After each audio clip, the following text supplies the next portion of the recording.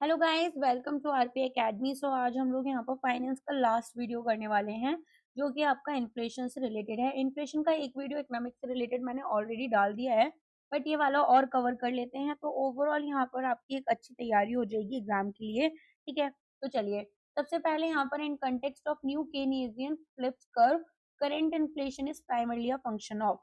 तो अब आपको बताने की जो करेंट इन्फ्लेशन होता है वो हमारा प्राइमरली किस चीज का फंक्शन होगा, past inflation current output gap का, या expected future inflation and current output gap, money supply growth rate and rational expectation, natural rate of unemployment and the velocity of money, real exchange rate and trade balance. तो यहाँ पर इसका answer क्या होगा? Expected future inflation and current output gap. तो हमारे पास में न्यू कीनेजियन फिलिप्स कर्व जो है वो फंडामेंटल पिलर बन चुका है।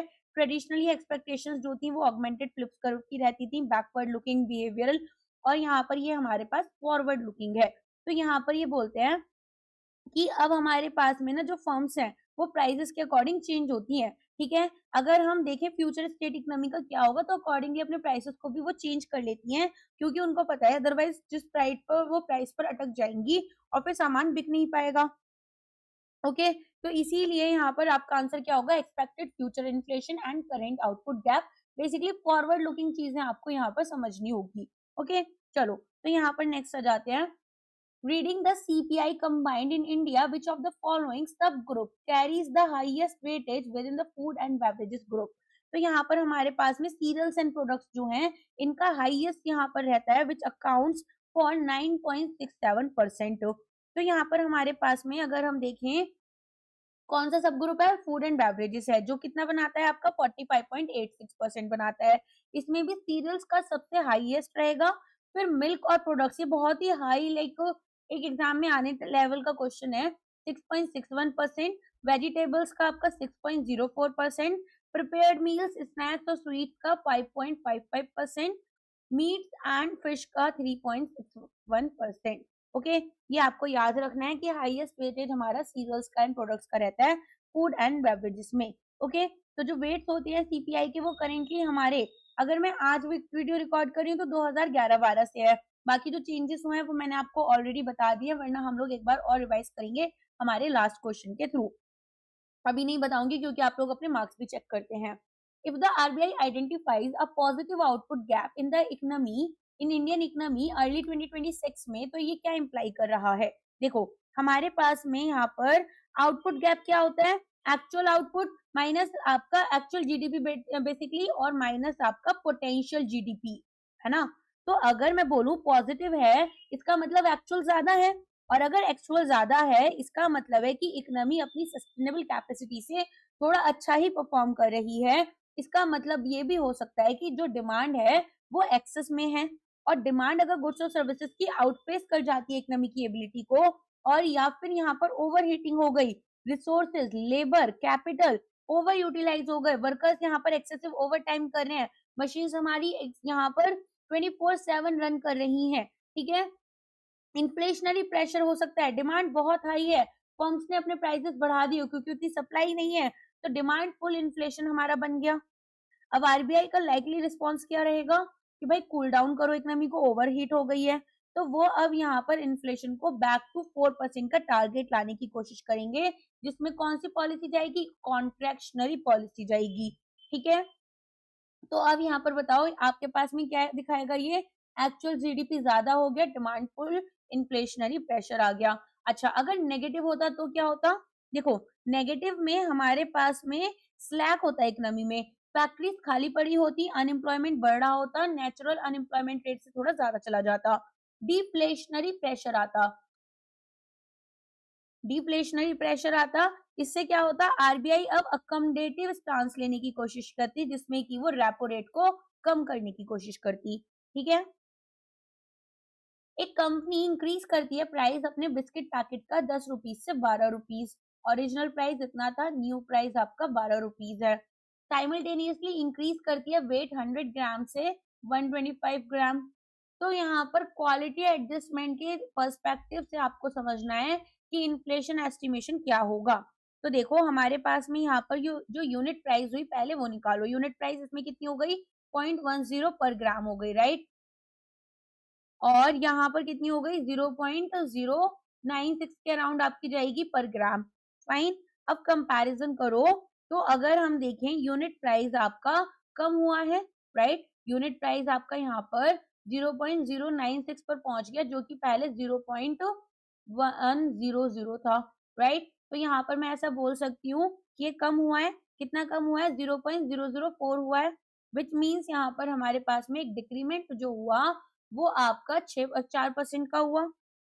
तो अगर हमारे 4% डिक्रीज हुआ प्राइस में per unit of the commodity, तो क्वालिटी एडजस्टमेंट में हम ये बोल सकते हैं कि अगर प्राइस इंडेक्स कंस्ट्रक्शन जैसे सीपीआई, डब्ल्यूपीआई, हमारे पास में स्टैटिस्टिकल एजेंसीज क्या यूज करती हैं? क्वालिटी एडजस्टमेंट, ताकि इंश्योर करें कि हम इसको लाइक विद लाइक के साथ में लेकर चल रहे हैं।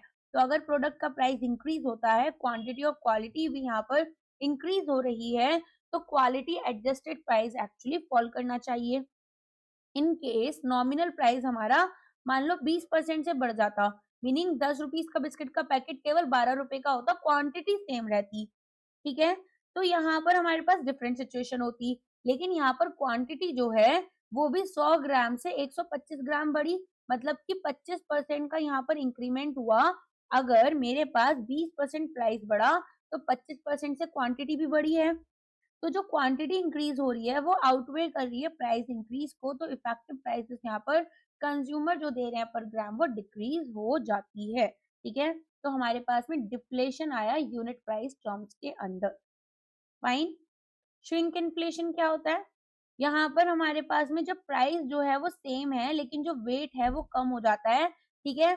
या फिर प्राइस बढ़ गया और वेट हमारा कम हो गया या सेम रहेगा, तो कंज्यूमर को यहाँ पर क्या होगा?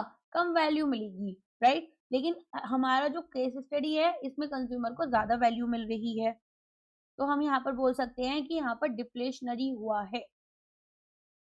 Which of the following statements regarding WPI in India is correct?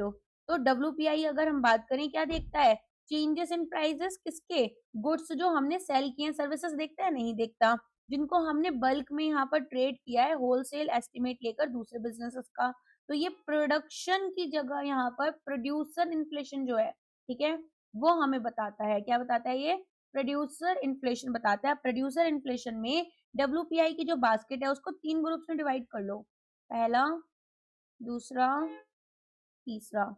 पहला है आपका मैन्युफैक्चर्ड प्रोडक्ट्स का, दूसरा है प्राइमरी आर्टिकल्स का, तीसरा ले लो फ्यूल एंड पावर का।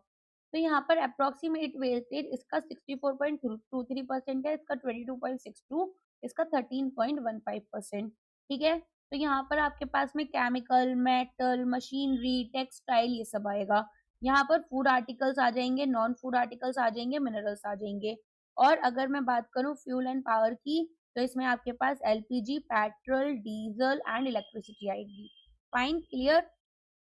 तो अब आप देखो मैन्युफैक्चर्ड प्रोडक्ट्स का जो ग्रुप है इसमें 64.2% का वेटेज आपका रहेगा। सीपीआई कंबाइंड क्या देखती है? रिटेल प्राइसेस देखती है, कवर हमारे गुड्स और सर्विसेज दोनों को करती है ना।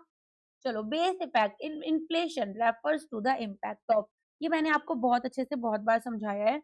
तो यहाँ पर हमारे पास में ईयर ऑन ईयर बेसिस पर जब हम लेते हैं, फॉर एग्जांपल ईयर 1 बेस हमारा 102 है, ईयर 2 हमारे पास में 110 है, ठीक है। इन्फ्लेशन कितने परसेंट से बढ़ा? 10% से बढ़ा। अब आ जाओ ईयर 3 में 115 है, तो ईयर 2 का बेस कितना है? 110 है, तो हमारे पास में ईयर 3 रफली 4.5% से बढ़ेगा, ईयर 2 और ईयर 3 को कंपेयर करेंगे तो। लेकिन अगर हम यहाँ पर एक्चुअल में देखें तो हमारे पास में इंक्रीमेंट कितना होगा? 15% का तो ईयर 1 से ही हो गया।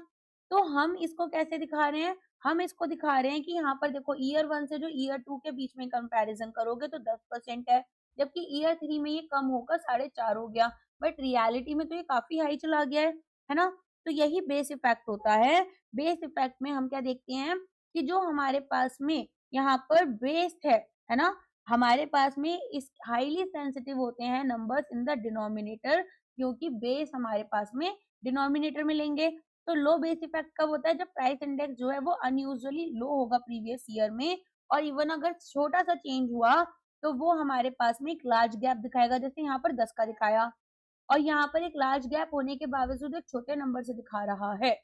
तो प्राइस लेवल करस्पॉन्डेंट पीरियड की in the previous year on the current inflation calculation, ये हमें यहाँ पर बेस इफेक्ट जो है वो बताएगा। Core inflation often considered as a better guide for monetary policy than headline inflation because, बताओ क्यों है? देखो, हमारे पास में यहाँ पर जो सेंट्रल बैंकिंग है उसमें कोर इन्फ्लेशन क्या है, एक की मैट्रिक है जो कि नॉइस फिल्टर आउट करती है डेटा में से। तो इसको हम कैसे कैलकुलेट करते हैं?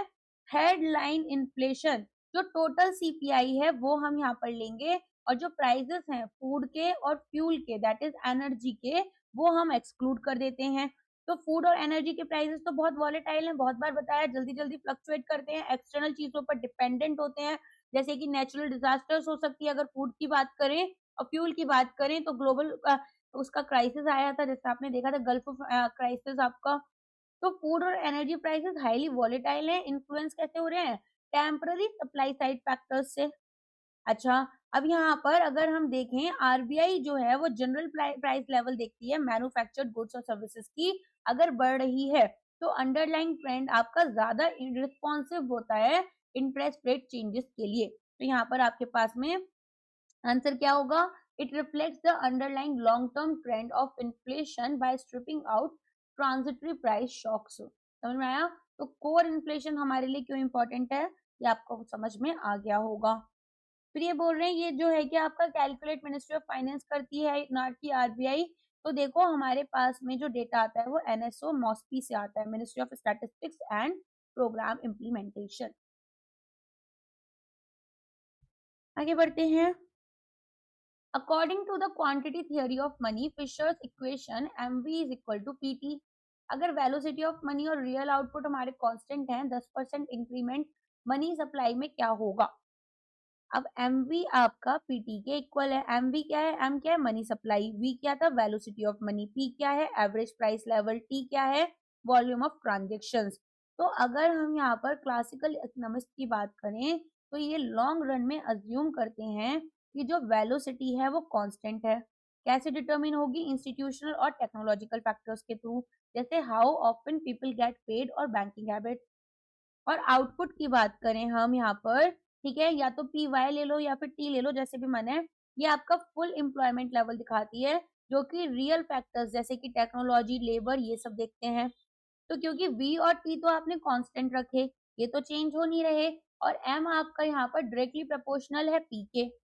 तो अगर 10% एम में इंक्रीमेंट होगा, ठीक है, सेंट्रल बैंक ने इंक्रीज करा मनी सप्लाई को 10% से, तो सेम अमाउंट ऑफ गुड्स हमारे चेस किए जाएंगे by the more money at the same speed.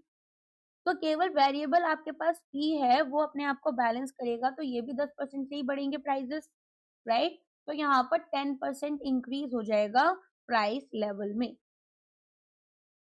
एक याद चीज रखना आप, inflation is always and everywhere a monetary phenomena. ठीक है, ये मिल्टन फ्राइडमैन ने कहा था, इससे आपके काफी सारी चीजें करेक्ट हो जाएंगी। Something a very different thing that has been in news for some time, greedflation. This has been discussed in the context of post pandemic recovery. It refers to, देखो ये ना कॉर्पोरेट प्राइस हाइक जो कि rice in production cost से exceed कर जाते हैं ताकि प्रॉफिट मार्जिन कॉर्पोरेट्स की बढ़े।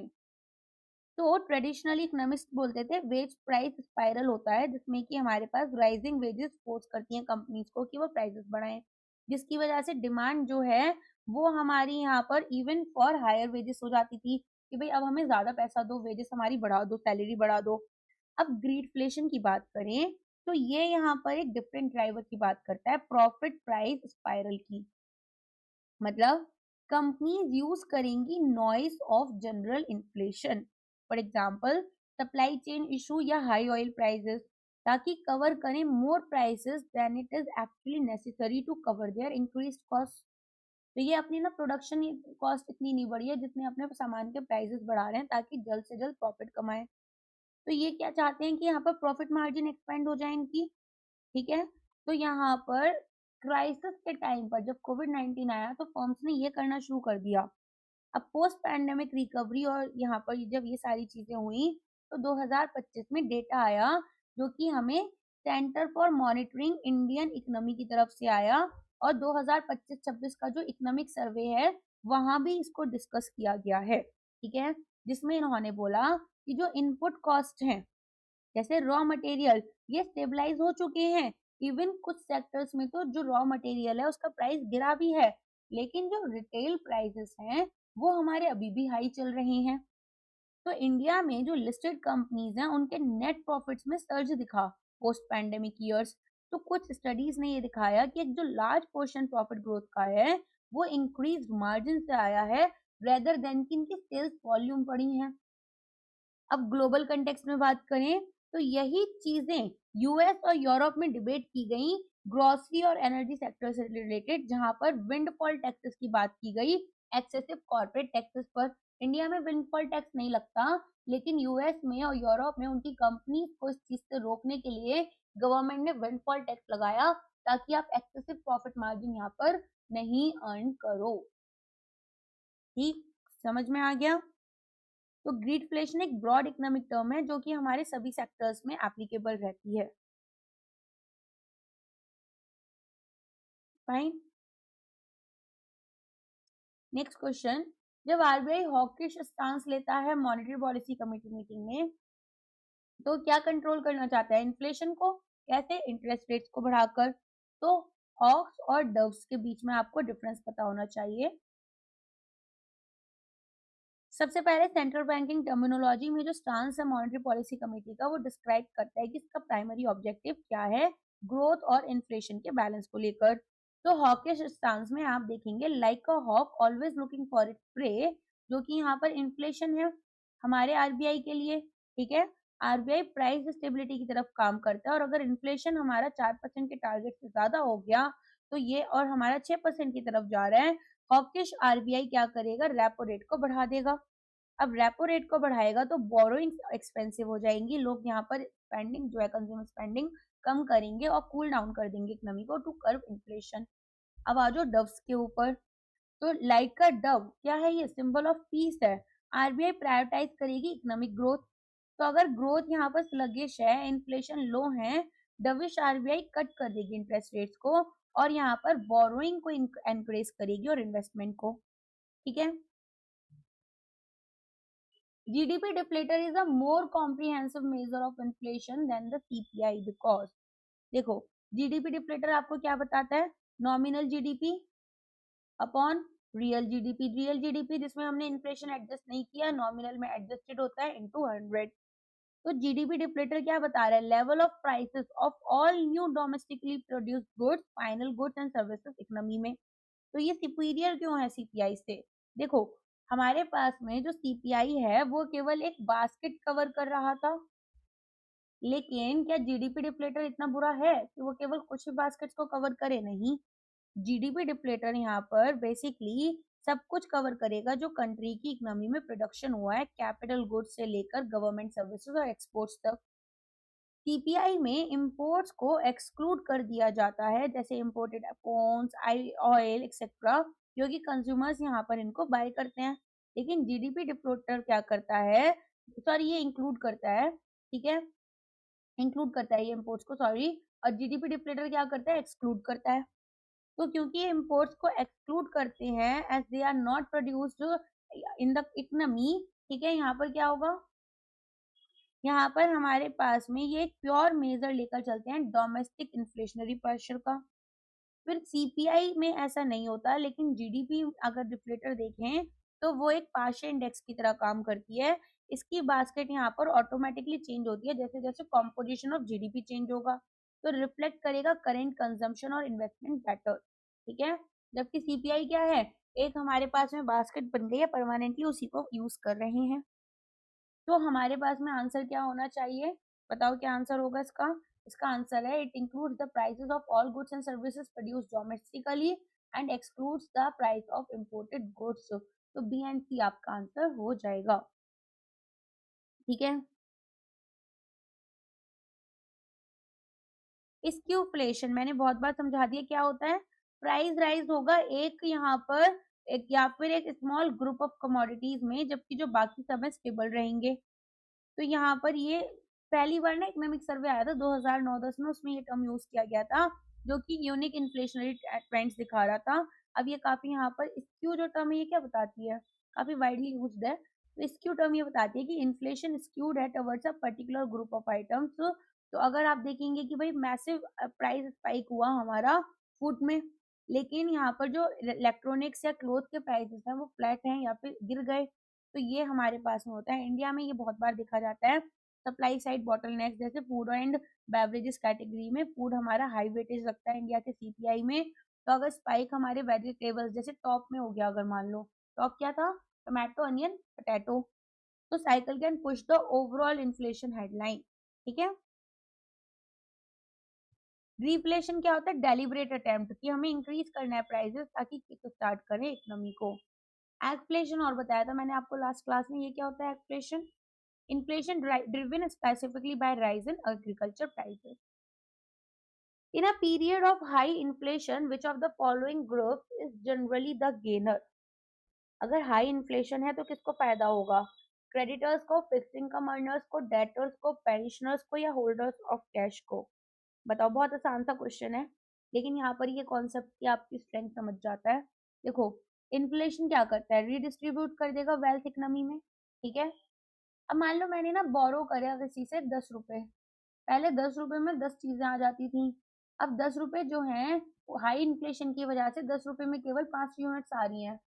तो 10 रुपए मेरे लिए कमाना भी आसान हो जाएगा, राइट। तो यहाँ पर हमारे पास में जिसने मुझे ये पैसा उधार दिया, लैंडर, उसने तो क्या ही एक्चुअल में इंटरेस्ट अर्न कर लिया अगर इन्फ्लेशन से कंपेयर करो, लेकिन जो बोरोअर है उसका फायदा हो जाएगा। तो डेटर्स या फिर बोरोअर्स का फायदा होता है। तो इन्फ्लेशन में रीडिस्ट्रीब्यूट किया जाता है वेल्थ को इकोनॉमी में, जैसा भी बताया मैंने। और जो डेटर्स होते हैं वो हमारे यहाँ पर सबसे ज्यादा फायदा उठाते हैं। क्यों? क्योंकि जो रियल वैल्यू है डेट की, जो पर्सन ने बोरो करा मनी, ठीक है, वो एक फिक्स नॉमिनल अमाउंट यहाँ पर पे कर रहे हैं। अगर इन्फ्लेशन बढ़ भी गया तो जो परचेसिंग पावर है मनी की वो कम हो गई, जैसा हमने यहाँ पर देखा। ठीक है। तो अब डेटर को रीपे करना है लोन, लेकिन मनी सस्ती हो गई। ठीक है। तो यहाँ पर जो उन्होंने बोरो की थी उसके कंपैरिजन में, तो अगर मान लो आपने बोरो करा, फिक्स्ड इंटरेस्ट रेट रखा 8% का, ठीक है, और इन्फ्लेशन है 10% का, तो जो रियल इंटरेस्ट रेट आप एक्चुअली पे कर रहे हो वो -2% का है। यहाँ पर जो लेंडर आपको पैसा दे रहा है, ठीक है, वो एक्चुअली यहाँ पर जो लेंडर ने आपको पैसे दिए थे उनको आप जब वापस कर रहे हो तो आपका ज्यादा फायदा, उनका तो नुकसान ही हो रहा है ओवरऑल। अब ड्यूरिंग इन्फ्लेशनरी पीरियड जो नॉमिनल वेजेस होते हैं और एसेट प्राइस होते हैं ये भी तो बढ़ते हैं, तो डेटर के लिए ना थोड़ा आसान हो जाता है फिक्स्ड डेट को पे करना। ओके। नेक्स्ट, क्रेडिटर्स के लिए तो नुकसान हो गया, फिक्स्ड इनकम अर्नर्स के लिए भी नुकसान होता है क्योंकि कॉस्ट ऑफ लिविंग बढ़ जाती है, राइट। किस किस को फायदा होता है, अगर मैं ऐसा बोलूं इन्फ्लेशन हाई है, किस किस को फायदा होगा, डेटर्स को, बोरोवर्स को होगा, बिजनेस ओनर्स जिनका प्रॉफिट से लिंक्ड है, इक्विटी रियल एस्टेट इन्वेस्टर्स को होगा, गवर्नमेंट को होगा। ठीक है, क्योंकि गवर्नमेंट खुद बहुत बड़ी डेटर है, फिस्कल डेफिसिट में है हम लोग आज के टाइम में, तो गवर्नमेंट को भी तो फायदा होगा। कॉन्सेप्ट समझे, कितनी बड़ी केस स्टडी बन सकती है ना इस पर, एक क्वेश्चन बन जाएगा फिर बच्चे सोचेंगे ये तो बहुत टफ था, हाई इन्फ्लेशन का फिस्कल डेफिसिट पर हमारे क्या इम्पैक्ट होगा, इससे रिलेटेड क्वेश्चन को कनेक्ट कर कर यूं ही आ जाएगा सामने, यूं ही आंसर कर देना कि फिस्कल डेफिसिट हमारा चल रहा है, अगर फिस्कल सरप्लस चल रहा होता तो फायदा होता, लेकिन डेफिसिट में है तो नुकसान होगा, राइट। सॉरी, फायदा होगा, फिस्कल डेफिसिट में है गवर्नमेंट तो इनको फायदा होगा, और सरप्लस में होते तो लॉस होता। अब लूजर्स यहाँ पर कौन कौन होते हैं, creditors, landers, fix salary earners, ठीक है, और सेविंग अकाउंट होल्डर्स होते हैं, और पेंशनर्स होते हैं। ठीक है। Inflation risk premium on a government bonds, बताओ। जब इन्वेस्टर्स यहाँ पर एक long term fix income security खरीदते हैं, फॉर एग्जांपल 10 साल के लिए गवर्नमेंट ऑफ इंडिया बॉन्ड खरीदा आपने, अब ये आपको 6% का इंटरेस्ट पे कर रहे हैं, तो इन्फ्लेशन अगर बढ़ गया अनएक्सपेक्टेडली तो जो रियल परचेसिंग पावर थी वो तो कम हो गई, ये जो 6% का इंटरेस्ट आपको मिल रहा है, ठीक है, इन्फ्लेशन बढ़ गया लेटर से 7% से, तो ओवरऑल यहाँ पर आपको तो नुकसान हो गया। तो हम यहाँ पर क्या देखते हैं कि इनको प्रोटेक्ट करने के लिए हम एक हायर यील्ड मांगते हैं than they would for a bond, ठीक है, जहाँ पर इन्फ्लेशन जो है वो परफेक्टली प्रिडिक्टेबल है, तो यही इन्फ्लेशन रिस्क प्रीमियम कहलाएगा। तो कैसे निकालते हैं इन्फ्लेशन आपका फिशर इक्वेशन के कंटेक्स्ट में, देखो, अगर मुझे निकालना है I is equal to small R expected inflation IRP, मतलब आर आपका क्या है, risk free rate, expected inflation, और IRP आपका inflation risk premium compensation for uncertainty of the expected inflation. समझ में आ गया? तो ये हमारे पास में क्या बता रहे हैं, nominal interest rate. Fine, clear है? तो additional return required by investors to compensate for the risk of inflation eroding the real value of future cash flows. Which organization is responsible for releasing the CPI? CPI release करने के लिए कौन सा यहाँ पर organisation आपका responsible है, combined वाला NSO, ठीक है? तो NSO यहाँ पर मॉस्पी का हिस्सा होता है, NSO CPI कंबाइंड निकालता है, और क्या निकालेगा, CPI रूरल और CPI अर्बन। अच्छा, office of economic adviser WPI, labour bureau CPI IW निकालेगा, CPI एग्रीकल्चर लेबर निकालेगा और रूरल लेबर्स निकालेगा, ठीक है? कौन, लेबर ब्यूरो। कहाँ पर है लेबर ब्यूरो, पता है? शिमला में है। चलो भाई आगे बढ़ते हैं। ये देखो, ये इंपॉर्टेंट है, सिंगुलर इन्फ्लेशन, ये कब अक्कर होता है, ये है क्या, जब गवर्नमेंट फाइनेंस करेगी अपने डेफिसिट को ज्यादा पैसा प्रिंट कर कर, जिससे कि एक हिडन टैक्स हो जाएगा ऑन होल्डर्स ऑफ मनी। तो सिंगुलरेज क्या होता है, प्रॉफिट जो कि यहाँ पर एक गवर्नमेंट बनाती है, कैसे, करेंसी इशू करेगी, स्पेशली जो डिफरेंस है face value of the money and production cost में। तो यहाँ पर जब गवर्नमेंट बहुत ज्यादा अपनी स्पेंडिंग्स को कवर नहीं कर सकती है टैक्सेस या बोरोइंग्स के थ्रू, तो ये क्या करती है, ये मोनेटाइज कर देती है अपने डेफिसिट को। मोनेटाइजिंग द डेफिसिट समझ में आया, इशूइंग मोर करेंसी। अब यहाँ पर जो सेंट्रल बैंक है वो ज्यादा करेंसी प्रिंट करेगा। अब as the supply of money increases without a corresponding increase in goods and services, जो वैल्यू है हर यूनिट ऑफ करेंसी की वो फॉल करेगी, इन्फ्लेशन। तो क्योंकि गवर्नमेंट यहाँ पर फर्स्ट है to spend the newly created at its old purchasing power, general public यहाँ पर आपकी उस मनी के पास में रहेगी जो कि कम खरीद पाते हैं। इन्फ्लेशन बढ़ गया ना, आपका यहाँ पर जो परचेसिंग पावर था वो कम हो गया। अब क्योंकि परचेसिंग पावर कम हो गया, तो ये हमारे लिए एक हिडन टैक्स की तरह काम कर रहा है, ठीक है? जो लोग कैश होल्ड कर बैठे हुए हैं और जो रियल रिसोर्सेज हैं वो ट्रांसफर हो रहे हैं पब्लिक से गवर्नमेंट की तरफ, तो इसीलिए इसको हम यहाँ पर सिंगुलरेज इन्फ्लेशन बोलते हैं, ठीक है? Government taxes the rich to pay for the poor, ये प्रोग्रेसिव होता है। अच्छा, एक चीज हुई थी, थोड़ा फनी चीज है, बताती हूँ मैं। तो GST यहाँ पर एक रिग्रेसिव टैक्स है, गरीब के ऊपर और ज्यादा मार पड़ती है इस टैक्स की, ये रिग्रेसिव टैक्स हो गया।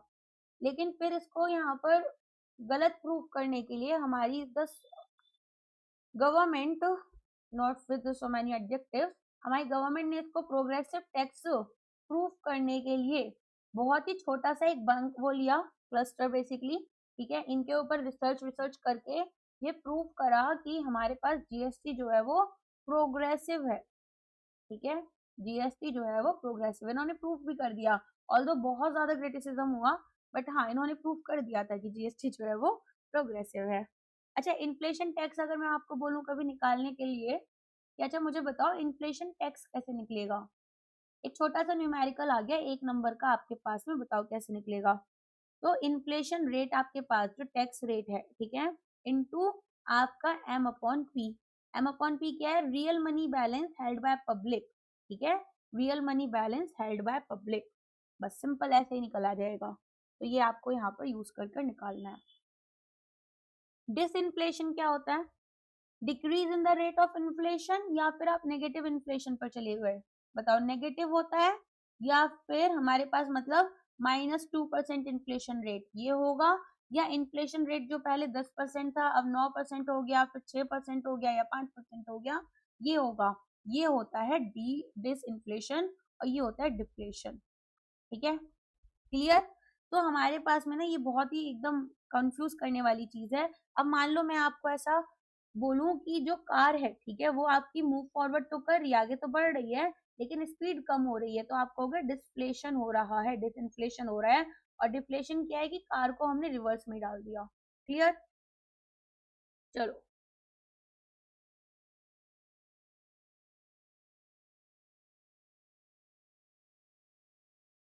जब भी आपके सामने नेगेटिव आ जाए ना रेट, तो यहाँ पर याद रखना ये डिफ्लेशन है। ऐसा देख लो, यहाँ पर ये इन्फ्लेशन है, ठीक है, रेट हमारा ऐसे बढ़ रहा है, अब रेट हमारा धीरे धीरे कम हो रहा है, राइट, ये हमारी जीरो की लेवल है और फिर ये हमारा बिल्कुल नीचे आ गया ऐसे। ये मेरे पास में एक लेवल है और यहाँ से हम पहले ऐसे जा रहे थे, फिर हम ऐसे आए, अब हम ऐसे आ गए, ये यहाँ पर डिफ्लेशन, ये डिसइंफ्लेशन, ये इन्फ्लेशन। देखो दिस इज समथिंग ना, जितने लोग जिम जाते हैं एंड एवरीथिंग, वो बताओ प्रोटीन इन्फ्लेशन क्या होता है। In the food index in the CPI is rising primarily due to protein inflation. ये करंट अफेयर्स का न्यूज है आपका, बताओ प्रोटीन इन्फ्लेशन क्या है। ये यहाँ पर एक स्ट्रक्चरल शिफ्ट है इन्फ्लेशन में, जो कि डाइटरी पैटर्न चेंज होने की वजह से हो रही है। तो जैसे जैसे इनकम राइज हो रही है, डेवलपिंग कंट्रीज जैसे इंडिया है, कंज्यूमर डिमांड कर रहे हैं बेसिक स्टार्चेस जैसे सीरियल्स हैं, ठीक है, तो यहाँ से सीरियल्स की जगह न्यूट्रिएंट डेंस प्रोटीन सोर्स चाहिए इनको। तो कंपोनेंट यहाँ पर हमारे पास में जो ट्रैक कर रहे हैं प्राइसेस मूवमेंट प्रोटीन ग्रुप में, क्या क्या आएंगे, पल्सेस, दाल जो खाते हैं हम, ठीक है, milk and products, eggs, meat and fish, ठीक है, तो ये सब हमारे पास क्या मिलकर बनाएंगे, ये बनाते हैं प्रोटीन इन्फ्लेशन। अब आपको एक ऑप्शन दे देंगे इसका और बाकी कुछ और दे देंगे और आप सोचेंगे कि ये तो नहीं हो सकता है, ये तो हमें कंफ्यूज करने के लिए दिया है, लेकिन अगर आपको रियल नॉलेज है, अगर आपने पढ़ा है, तो आप फिर यही करेक्ट आंसर मार्क करोगे। तो सप्लाई डिमांड गैप की बात करें, प्रोटीन इन्फ्लेशन आपका स्टिकी या परसिस्टेंट होता है, क्योंकि जो सप्लाई है ऐसे आइटम्स की, ये लेस इलास्टिक होती है देन सीरियल्स, और ये यहाँ पर थोड़ा लंबा समय ले जाते हैं to increase milk production of pulses. Clear.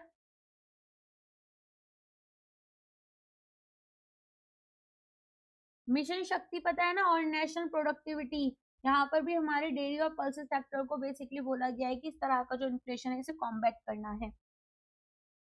Under inflation targeting, अगर आरबीआई अपना इन्फ्लेशन बैंड 4% यहाँ पर with in the band of 4% to 2% for consecutive quarters, it must submit a report to the central government. तो यहाँ पर 3 consecutive quarters के लिए अगर आरबीआई अपना बैंड मेंटेन नहीं कर पाती है, तो इसको सेंट्रल गवर्नमेंट को एक रिपोर्ट देनी पड़ती है, ठीक है। अब यहाँ पर ये एमपीसी के according RBI is deemed to have failed the inflation target if the average headline CPI inflation is above 6% and below 2% for 3 consecutive periods। दोनों में से कुछ भी हो सकता है। तो ऐसे में एक फेलियर रिपोर्ट देनी होती है, जिसमें कि रीजंस बताने हैं आपको, रेमिडियल एक्शंस बताने हैं और एस्टीमेट बताना है time period with in which inflation target shall be achieved. Menu cost of inflation बताओ ये क्या है। मेन्यू कॉस्ट क्या रिप्रेजेंट करता है, एडमिनिस्ट्रेटिव और लॉजिस्टिकल कॉस्ट जो फर्म्स इनकर करती हैं जब वो अपने सेलिंग प्राइसेस को चेंज करती हैं। तो ये आपका रेस्टोरेंट इंडस्ट्री से आता है। रेस्टोरेंट इंडस्ट्री में क्या होगा, जब एक बिजनेस लिटरली प्रिंट करते हैं new menus to reflect higher prices, but it applies to all the sectors of the economy.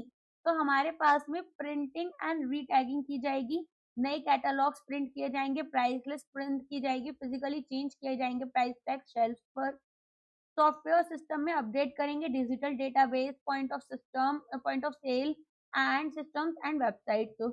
Labour और टाइम में, टाइम जो हमारे मैनेजमेंट ने स्पेंड करा to analyse and decide on new price points. तो यहाँ पर पोटेंशियल कंज्यूमर अनोइनेंस आपको देखने के लिए, कंफ्यूजन देखने के लिए मिलता है caused by frequent price changes. Clear है। तो यहाँ पर अब आपके पास में आंसर क्या होगा इसका, physical cost of changing prices, जैसे नए कैटलॉग्स प्रिंट करने हैं, सॉफ्टवेयर अपडेट करने हैं, तो इसमें भी हमें अलग से पैसा लगता है। अच्छा, ये है cost of commuting to the bank to withdraw cash more frequently, ये क्या है, शू लेदर कॉस्ट, ठीक है, टाइम और एफर्ट जो लोग स्पेंड करते हैं to trying to counteract inflation by holding less cash and visiting bank और एटीएम मोर, ठीक है, हो गया, और तो कुछ है नहीं इसमें। चलो नेक्स्ट क्वेश्चन पर आ जाते हैं। Ministry of Stats and Program Implementation has selected 2022 and 2023 as the new base year for GDP and IIP। अब ये पूछ रहे हैं what is the primary rational provided for selecting this specific year, क्यों किया। देखो जो बेस ईयर रिविजन होते हैं उसमें हमें एक्यूरेसी इकोनॉमिक इंडिकेटर्स की रखनी होती है, जीडीपी और आईआईपी जैसे यहाँ पर है, ठीक है। तो यहाँ पर अगर एक सिलेक्शन करना है बेस ईयर का, तो रिप्रेजेंटेटिवनेस होनी चाहिए, ईयर आपका नॉर्मल होना चाहिए, मतलब इसमें कोई extreme fluctuation, natural disaster, severe economic shocks नहीं होने चाहिए। पोस्ट पैंडेमिक कंटेक्स्ट यहाँ पर लेकर चले तो 2011-12 के बाद में ये तो आउटडेटेड हो गया। 19-20 आपका प्री पैंडेमिक स्लो डाउन था, 2020-21 में लॉकडाउन थे, 21-22 में हमारा रिबाउंड वोल्टिलिटी देखी गई, तो इसीलिए यहाँ पर ये सब ईयर्स तो हम ले नहीं सकते थे। फिर आ जाओ 22-23 जो था, ये आपका थोड़ा सा यहाँ पर सिलेक्ट इसलिए किया गया क्योंकि स्टेबल था, economic activity across agriculture, industry, services stabilise कर गई थी, मोर कंसिस्टेंट ग्रोथ ट्रेजेक्टरी दिखा रही थी, प्रोवाइडिंग यहाँ पर a more reliable benchmark for future comparison. Fine, चलो आगे देखते हैं। अब ये बोल रहे हैं कि जो विकसित भारत इकोनॉमिक रोड मैप है उसकी वजह से, ठीक है, ये पॉलिसी गोल है, स्टैटिस्टिकल बेस ईयर जो था वो हमारा डेटा न्यूट्रलिटी पर होता है, first year to fully incorporate GST and e Vahan administrative data. तो हमारे पास में देखो जीएसटी एंड एमसीए 21, ये सभी जो डेटा सेट्स हैं ये अवेलेबल होते हैं फॉर सेवरल ईयर्स, और जो इनकी अवेलेबिलिटी है वो प्राइमरी रीजन 2022-23 यहाँ पर चूज करने के लिए नहीं होती, ठीक है। फिर ये बोल रहे हैं 10 ईयर का साइकिल मैंडेट किया गया था यूएन स्टैट्स के थ्रू, तो यूएन जो है वो आपको 5 से 10 साल का टाइम देती है, मैंडेटेड 10 ईयर साइकिल कुछ नहीं होती है, ठीक है। चलो इसके बाद में this year India achieve the milestone of becoming the world's fifth largest economy. तो इकोनॉमिक माइलस्टोन जो है वो कॉन्सिक्वेंसेस ग्रोथ के हैं, स्टैटिस्टिकल रिक्वायरमेंट एक न्यूट्रल या नॉर्मल ईयर की होती है, ओके। अब आ जाओ next, regarding the revision of CPI, which of the following statements is correct? तो यहाँ पर हमारे पास में the new base year will be 2023 to align with GDP and IIP. Revision will utilize the item basket and weight derived from household consumption expenditure survey. New CPI series is scheduled for release in May 2026. CPI base year revision is conducted every 10 years as per the FRBM requirements. जो revision है वो focus करेगा exclusively on the urban consumption basket to reflect formalisation.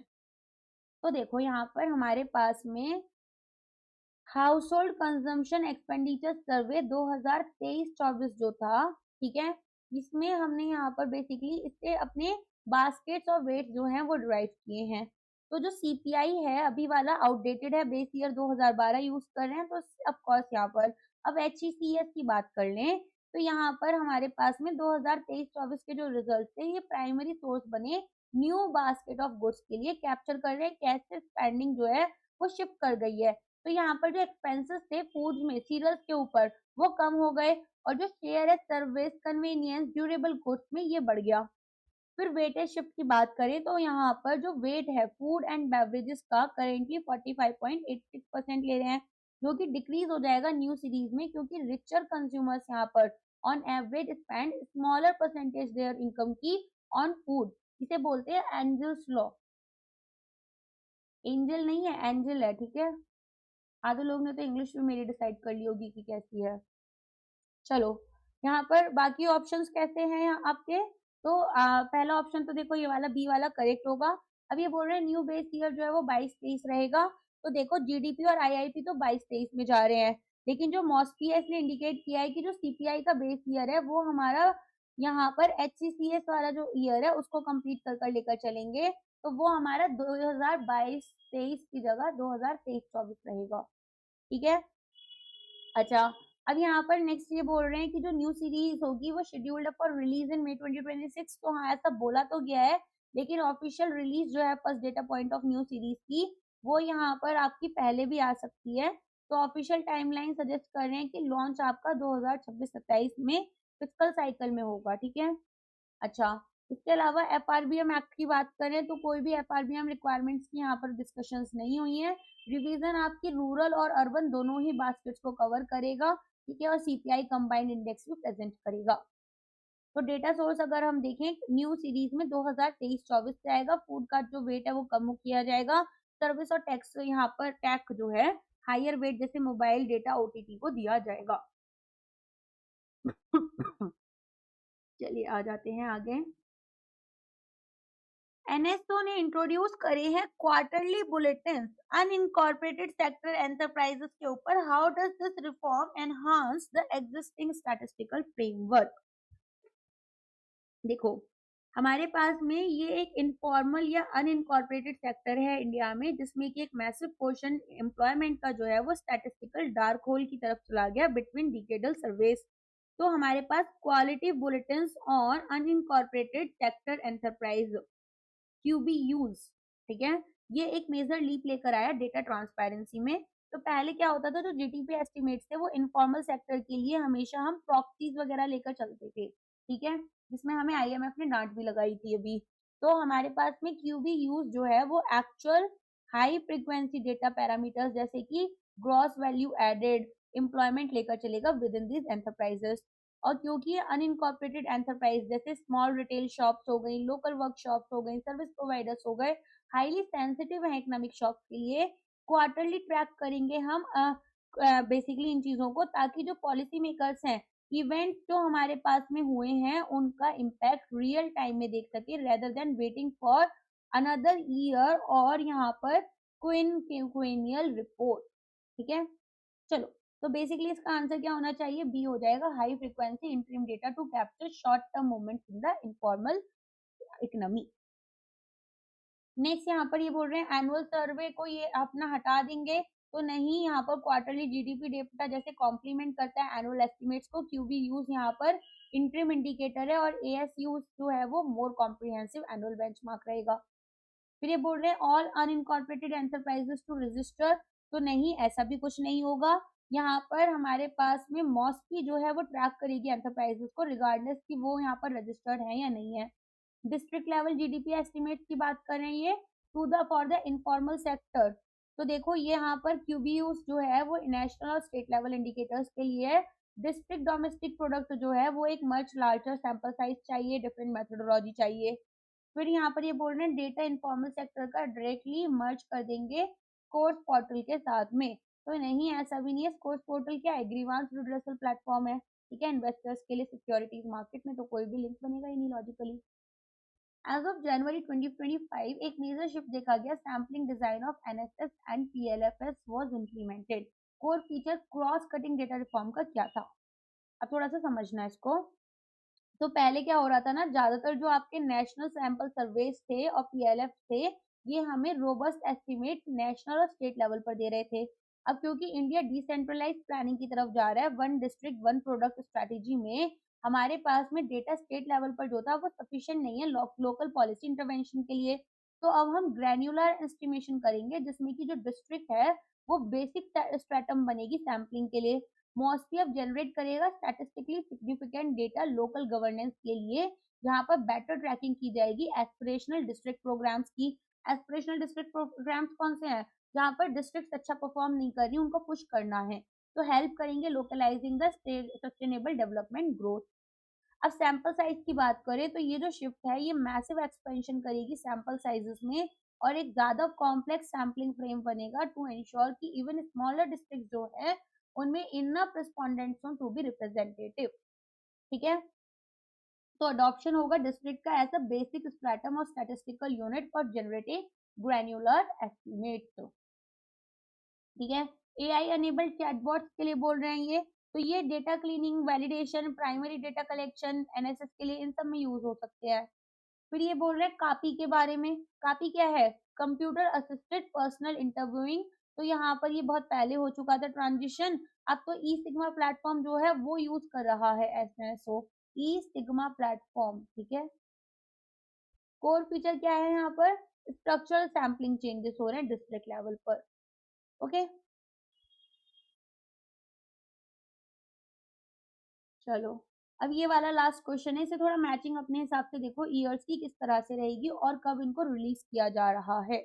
तो देखो, GDP जो है, मैं ऐसे ही बता देती हूँ आपको, जीडीपी जो है उसका बेस ईयर 2022-23 रहेगा, जो कि पहले आपका 11-12 था। और यहाँ पर सेकेंड एडवांस एस्टिमेट जो है करेंट फिस्कल और हिस्टोरिकल रिविजन की रिलीज की जा रही है 27 फेब को, ठीक है, ऐसा बोला है इन्होंने। सीपीआई की बात करें तो बेस ईयर इनका 2024 रहेगा, क्योंकि हमने 2023-24 वाले हाउस होल्ड कंजम्पशन एक्सपेंडिचर सर्वे से देखा था। तो सीपीआई का data 12th of every month आता है, तो फर्स्ट ऑफिशियल प्रिंट भी हमारा 12 फरवरी को आएगा और आपका एग्जाम 21 का है। फिर आप देखें सीपीआई के बाद में हमारे पास IIP, India index of industrial production, sorry, यहाँ पर तो 2022-23 में अलाइन करेंगे with the new GDP series. तो ये आपका मंथली रिलीज अगेन 12 को ही होता है, तो मेजर स्ट्रक्चरल रिविजन और बैक सीरीज डेटा की वजह से ये आपका मई 2026 में आएगा। वैसे जो डेट बोली गई है वो 28 मई बोली गई है। तो जीडीपी और आईआईपी जो है वो सेम बेस ईयर के साथ जाएंगे 2022-23, जिससे कि गवर्नमेंट यहाँ पर इंश्योर करिए कि real growth calculation national accounts के साथ में हो, वॉल्यूम ग्रोथ हमारी ऑब्जर्व हो इंडस्ट्रियल आउटपुट में। और मॉडर्न कंजम्पशन जो है सीपीआई को 2024 में लेकर आ रहे हैं, ताकि यहाँ पर स्पेंडिंग हैबिट्स हमें पता चल पाए, जैसे कि एक increase expenditure health, internal data और प्रोसेस फूड पर हो रहा है। ठीक है, आई होप अभी सारा क्लियर हो चुका होगा। कोई भी आपको डाउट होता है तो वो आप कमेंट कर कर पूछ लेना, अदरवाइज आज के लिए बस इतना ही है। आई होप आपको वीडियो पसंद आया होगा, डेफिनेटली कुछ नया सीखा भी होगा और यहाँ पर रिटेन भी कर पा रहे होंगे। ताकि कोई भी डाउट होता है तो वो पूछ सकते हैं आप। एक आपको पूरी मर्ज वीडियो मिल जाएगी। प्लीज जो बड़े वीडियोज है उनको हाइप कर दिया करो, छोटों को करना चाहो तो उन्हें भी हाइप कर दिया करो, हाइपिंग का पैसा नहीं लगता। ओके, चलो आज के लिए बस इतना ही। Thank you so much, bye bye, take care.